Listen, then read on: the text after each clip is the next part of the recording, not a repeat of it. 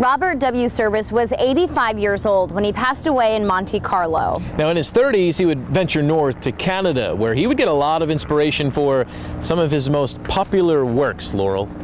Even though Service never lived in Alaska, Alaskans loved the Englishman's poetry.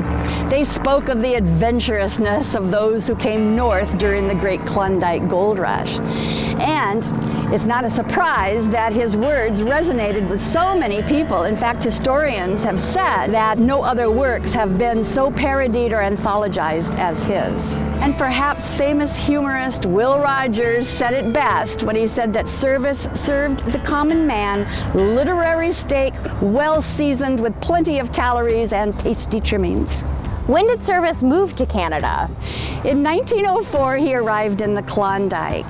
And as I said, he never lived in Alaska, but his poetry spoke to so many people. In fact, poems like the Shooting of Dan McGrew and Cremation of Sam McGee found their way into American folklore. The sensitive 30-year-old found Whitehorse and later Dawson stimulating communities to write his rhymes. And he didn't write just about Mother Nature, he wrote about human nature as well, like dance hall girls and rugged prospectors in the gold rush camps. In fact, he said once he found vice more vital than virtue, more colorful and dramatic.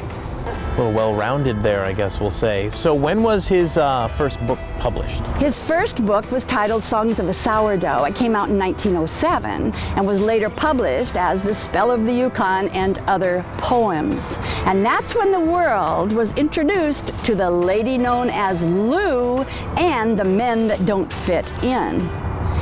Well, perhaps his later poem called Goodbye Little Cabin reflected what happened to him a little bit later when in 1912 he heard the world call.